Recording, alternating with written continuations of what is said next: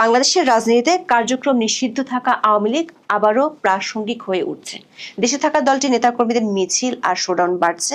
দলটির একাধিক সূত্র থেকে জানা গেছে, চলতি মাসেই দলটির পক্ষ থেকে বড় ধরনের শোডাউন করা হতে পারে। আবার আওয়ামী লীগকে নিষিদ্ধ করায় সরকারের উপর আন্তর্জাতিক চাপও বাড়ছে।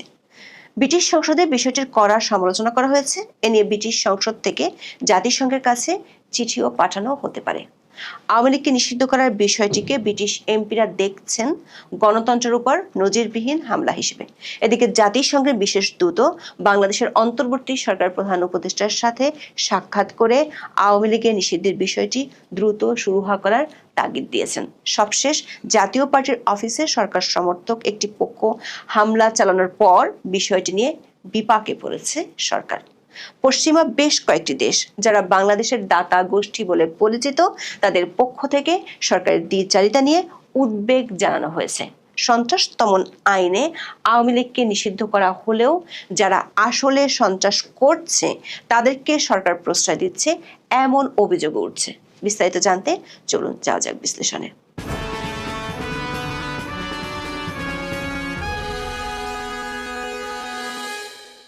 বাংলাদেশের ভোটের রাজনীতি ছিল মূলত দুই দল কেন্দ্রিক। এর একটি আওয়ামী লীগ ও অন্যটি বিএনপি। 1991 সাল থেকে 2008 সাল পর্যন্ত বাংলাদেশে নির্দলীয় সরকার যে 4টি অবাধ ও সুষ্ঠু এবং অন্তর্ভুক্তিমূলক নির্বাচন হয়েছে, সেই নির্বাচনগুলোতে আওয়ামী লীগ এবং বিএনপি সবচেয়ে বেশি ভোট পেয়েছে। বিএনপি সর্বোচ্চ 2001 সালে প্রায় 41% ভোট পেয়েছিল, আর আওয়ামী লীগ সর্বোচ্চ 49% ভোট পেয়েছিল 2008 সালের নির্বাচনে। 1991 সাল থেকে আওয়ামী ও বিএনপির ভোট ওঠানামা করলেও জামাত ইসলামী এবং জাতীয় পার্টির ভোট ব্যাংক কমতি দেখা গেছে। আর এই সময়টাতে নতুন যে দলগুলোর জন্ম হয়েছে, তাদের কেউ নিজেদের অস্তিত্ব সেভাবে জানান দিতে পারেনি। কিন্তু 15 বছর দেশ শাসনের পর গত বছরের 5ই আগস্ট আওয়ামী লীগের জন্য দৃশ্যপট পুরোপুরি পাল্টে যায়। প্রথমে অধ্যাপক ইউনূসের অন্তর্বর্তী সরকার পক্ষ থেকে দল নিষিদ্ধ করা হবে না বলে মত দেওয়া হয়েছিল, কিন্তু সরকারি মিত্রদের চাপের মুখে চলতি বছরের 12ই মে আওয়ামী লীগকে নিষিদ্ধ করা হয়। আকস্মিক রাজনৈতিক সিদ্ধান্ত হলেও সরকার এর জন্য আইন সংশোধন করেছিল। 2025 সালের 12ই মে প্রকাশিত গেজেটে 2009 সালের সন্ত্রাস বিরোধী অধ্যাদেশের একটি গুরুত্বপূর্ণ সংশোধনের মাধ্যমে রাজনৈতিক দল বা সংগঠনের কার্যক্রম নিষিদ্ধ করার বিধান যুক্ত করা হয়।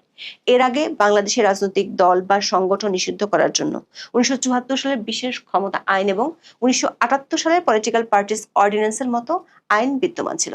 অন্তর্বর্তী সরকারের আইন উপদেষ্টা ডক্টর আসিফ নজরুল নিজেই স্বীকার করেছিলেন যে দল নিষিদ্ধ করার জন্য অন্যান্য আইনও ছিল। এরপরও নতুন করে সন্ত্রাস বিরোধী আইনের অধীনে এই সংশোধনী আনা হয়েছিল, কিন্তু সরকার এই কৌশল এখন সরকারের মিত্রদের জন্য বুমেরাং হয়ে গেছে। সম্প্রতি এক সপ্তাহের মধ্যে গণ অধিকার পরিষদের নেতাকর্মীরা জাতীয় পার্টির অফিসে 3বার হামলা, ভাঙচুর ও আগুন লাগিয়েছে। সবশেষ 5 সেপ্টেম্বর জাতীয় পার্টির অফিসে পুলিশের সামনে আগুন লাগানো হয়। জাতীয় পার্টির পক্ষ থেকে 24 ঘন্টার মধ্যে গণ অধিকার পরিষদের বিরুদ্ধে ব্যবস্থা নেওয়ার দাবি জানানো হয়। সূত্রগুলো বলছে, বাংলাদেশের দাতা গোষ্ঠী বলে পরিচিত পশ্চিমা বেশ কয়েকটি দেশের রাষ্ট্রদূতের পক্ষ থেকে বিষয়টি নিয়ে সরকারের কাছে উদ্বেগ জানানো হয়েছে। রাজনৈতিক কৌশল হিসেবে সন্ত্রাসী কর্মকাণ্ডের অভিযোগ এনে আইন সংশোধন করে আওয়ামী লীগকে নিষিদ্ধ করা হলো, কিন্তু সরকারের মিত্ররা পুলিশের সামনে অন্য রাজনৈতিক দলের কার্যালয় চালিয়ে দিচ্ছে। এমন পরিস্থিতিতে সরকার নীরব দর্শকের ভূমিকা পালন করেছে। এ নিয়ে দুটি দূতাবাসের পক্ষ থেকে সরকার উচ্চ মহলে 6 সেপ্টেম্বর ব্যাখ্যা জানতে চাওয়া হয়েছে। সূত্রগুলো বলছে, আগামী কয়েকদিনের মধ্যে এ বিষয়ে রাষ্ট্রদূতদের পক্ষ থেকে আনুষ্ঠানিকভাবে সরকারকে জানানো হবে। এর মধ্যে আওয়ামী লীগের উপর নিষেধাজ্ঞা এবং বাংলাদেশের সামগ্রিক রাজনৈতিক পরিস্থিতি নিয়ে আন্তর্জাতিক মহলের উদ্বেগ স্পষ্ট। ব্রিটিশ পার্লামেন্টে এ নিয়ে আলোচনাও হয়েছে। এতটা দীর্ঘ আলোচনা হয়েছে যে অনেকে মনে করছেন এটি একটি শক্তিশালী আনুষ্ঠানিক বার্তা। পার্লামেন্টের বিতর্কে একাধিক ব্রিটিশ এমপি বাংলাদেশের মানবাধিকার পরিস্থিতি, গণতন্ত্রের রীতিনীতি এবং রাজনৈতিক প্রতিপক্ষের বিরুদ্ধে সন্ত্রাস বিরোধী আইনের ব্যবহারের কঠোর সমালোচনা করেছেন। বিশেষ করে 2025 সালের মে মাসে আওয়ামী লীগের কার্যক্রম নিষিদ্ধ করার সিদ্ধান্তকে ব্রিটিশ এমপিরা গণতন্ত্রের উপর নজিরবিহীন হামলা হিসেবে আখ্যায়িত করেছেন।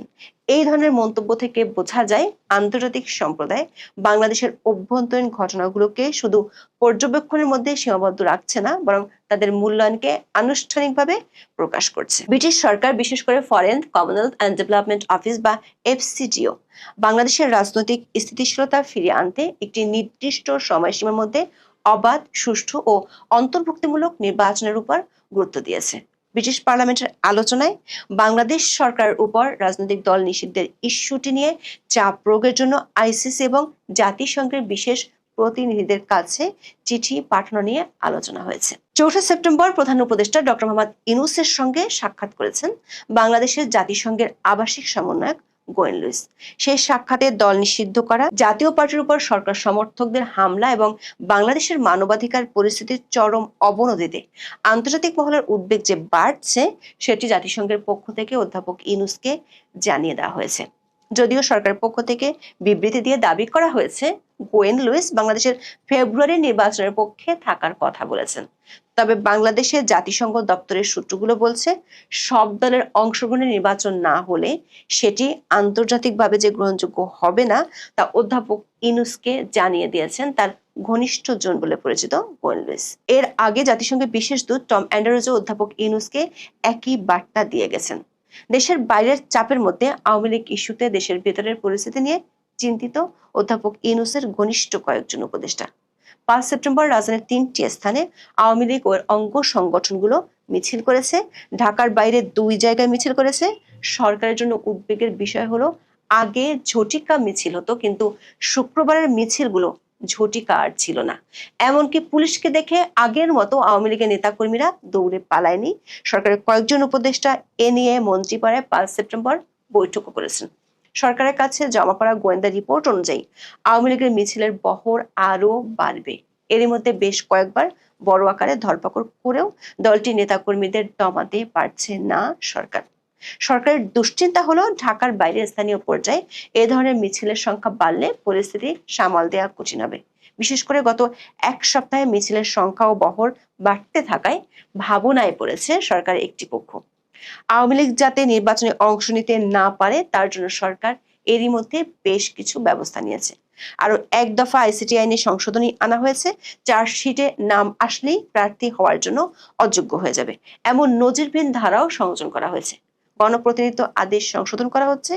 অনলাইনে যাতে নমিনেশন জমা দিতে না পারে সে ব্যবস্থাও নেওয়া হচ্ছে। কিন্তু সরকার এসব উদ্যোগ সত্ত্বেও আওয়ামী লীগের সাংগঠনিক তৎপরতা বাড়ছে। বিশেষ করে দলটির প্রথম সারির কোনো নেতাই দেশে নেই, দ্বিতীয় সারির বহু নেতাও পলাতক। তারপরও মিছিল ও সাংগঠনিক তৎপরতা বাড়ছে। আওয়ামী লীগের একাধিক সূত্র বলছে, আওয়ামী লীগের নীতি নির্ধারণী কার্যক্রম মূলত ভারত থেকে পরিচালিত হচ্ছে। দলটি আন্তর্জাতিক যোগাযোগ এর মধ্যে বাড়িয়েছে, আইনি ফার্ম নিয়োগ দিয়েছে। লন্ডনের ডাউটি স্ট্রিট এর মধ্যে জাতিসংঘের কয়েকটি সংস্থার কাছে চিঠি দিয়েছে।